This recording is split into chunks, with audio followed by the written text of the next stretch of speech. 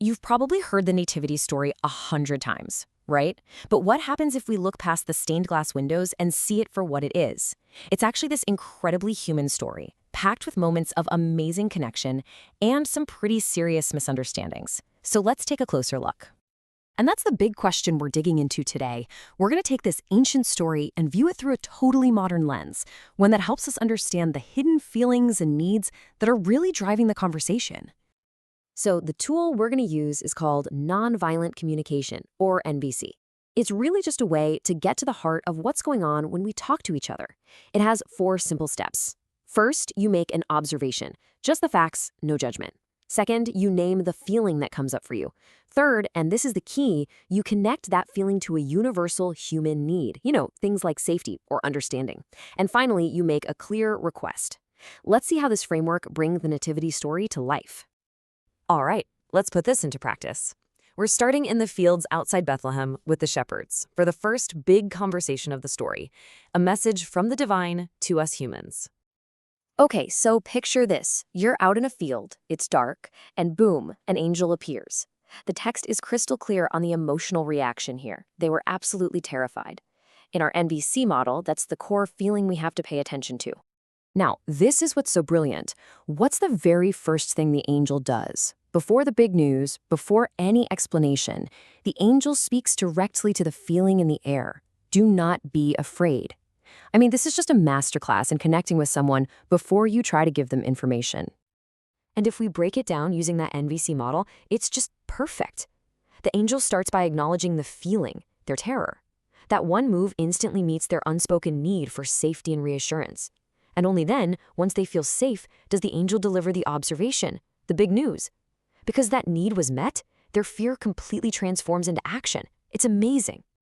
Okay, so from there, the story moves on. We follow the family to the temple in Jerusalem, and the communication shifts from the divine to the much messier, much more complicated world of people talking to people, especially when what you have to say is difficult. So we meet this man, Simeon, and you can just feel the weight in his words, right? He's been waiting his whole life for this exact moment. What he's saying here is all about a deeply met need, a need for purpose, for fulfillment. He saw what he was meant to see, and now he's finally at peace. And then, in the same breath, he turns to Mary and says this. It's just so jarring. A painful, heavy prophecy. After finding his own peace, he hands her a vision of her future pain. And this is where it gets so fascinating, and honestly so relatable. It's one single conversation, but it has 2 completely opposite emotional results. For Simeon, his need for fulfillment was met, which led to this joyful release. But for Mary, that same conversation just dropped a huge new burden on her, kicking off anxiety and fear about the future. All right, for our last scene, we're going to jump ahead 12 years. And this is where we see a major family communication breakdown. Jesus is 12 years old, and the family is in Jerusalem for a festival. So Jesus gets left behind, and his parents travel for a whole day before they even notice he's gone. Then they spend 3 days, frantically searching for him in a huge city. Can you just imagine the panic? The absolute terror? That's the emotional state they're in when they finally find him. So when they finally find him, you can totally understand where Mary is coming from. She tells him how she's feeling, anxiously searching. But listen to how it's wrapped up in an accusation. Why have you treated us like this? It's something we all do, right? We're so hurt or scared that we express our pain by blaming the other person. And what about Jesus' reply?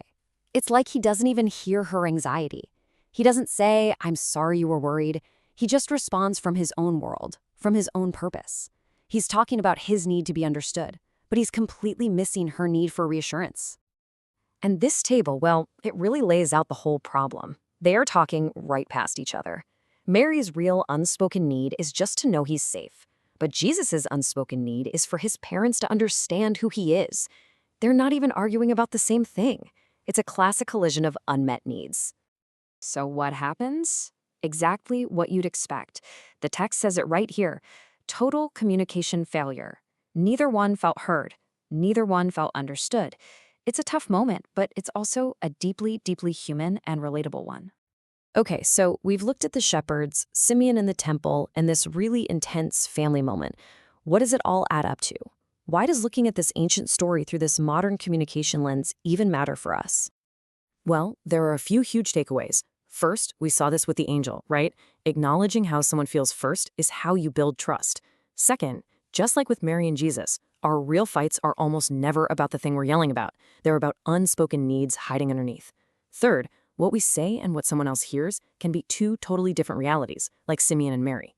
And maybe the biggest one, the goal isn't always to agree. Sometimes the goal is just to understand.